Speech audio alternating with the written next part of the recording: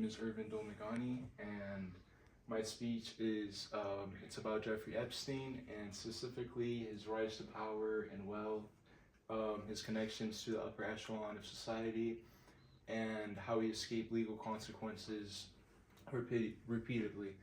Um, so again, the three vital elements to this speech are how he escaped legal consequences, how he had these powerful connections, and how he even got to the place that he did in the first place.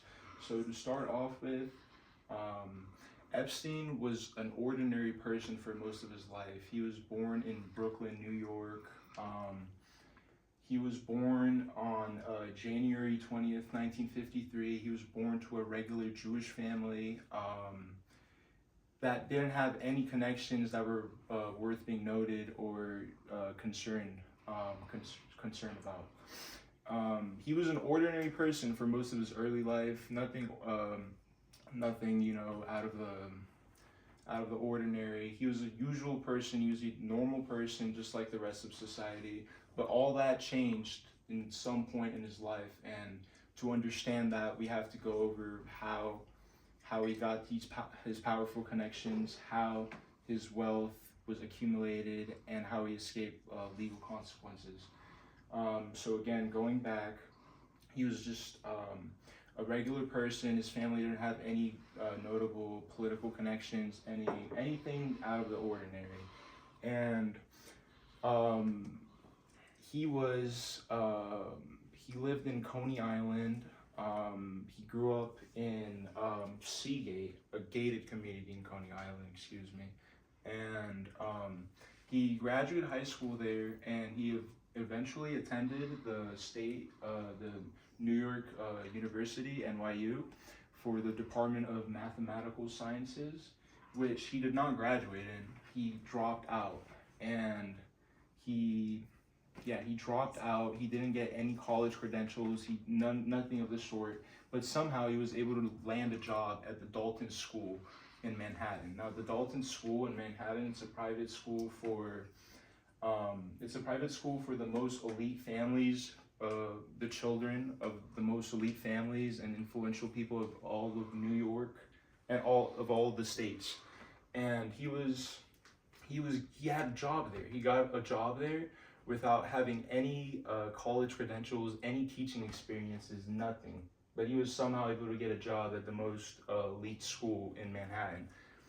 And it is said that in this job, he was not really effective at his job. He wasn't a good teacher. Some students said that he was a creep. He reportedly showed up to parties of students, even though he was a teacher. Really odd behavior. So after all that, he eventually was fired due to ineffective teaching methods and for being an unusual character, to better say.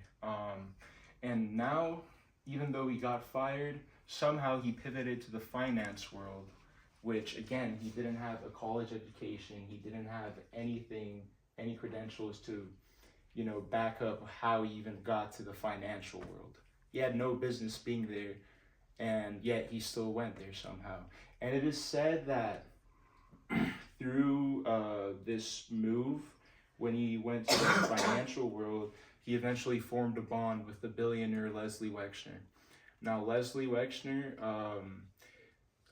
he was the head of Victoria's Secret, the brand, and I'm pretty sure he was the CEO, and he was a really powerful figure himself. And Leslie Wexner entrusted his whole financial records, his financial obligations, everything, he entrusted it to Jeffrey Epstein.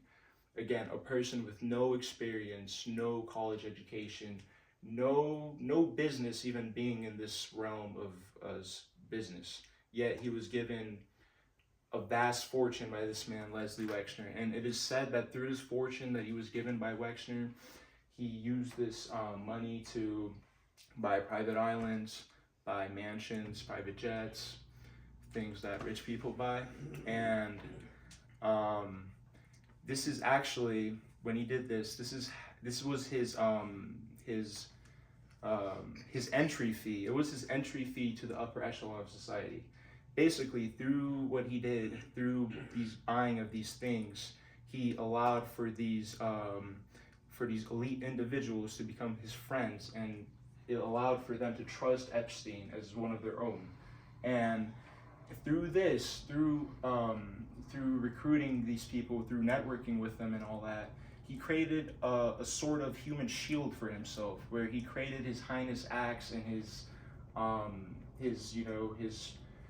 real facade, or sorry, he was able to hide his real identity with the facade of being one of the elites, one of the regular rich people.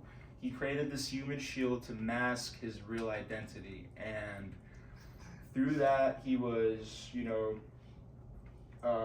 that he created the shield, and these people provided him with, protection from the law, from justice, from being persecuted for his crimes, because people wouldn't dare to look or accuse him of the vulgar things that he did, because they wouldn't expect someone from that high of society, of class, to be involved in such things.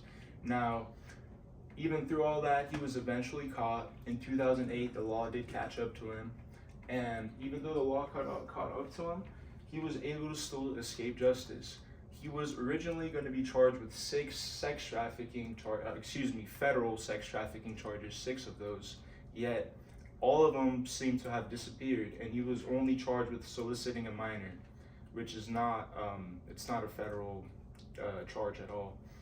And he was placed in jail for 13 months, and in jail you're supposed to sit in your cell for the sentence that you're given until you're released. But it was not the case for Epstein at all. Even though they already went lenient on him and let all the federal cases drop, he still didn't serve a regular sentence. He was numerously released for work release, and it said that he would have spent his time just sitting in his mansions and his multiple estates doing God knows what, and escaping justice yet again, not being held accountable for the crimes he did. And to conclude this speech, Epstein's case is a really unique one, and it can really show how significant power, wealth, and these high-level social engagements, these networking with these upper echelon of society, how it allows for someone to escape justice and allows for them to commit these heinous acts without any repercussions or any accountability. Thank you for your time.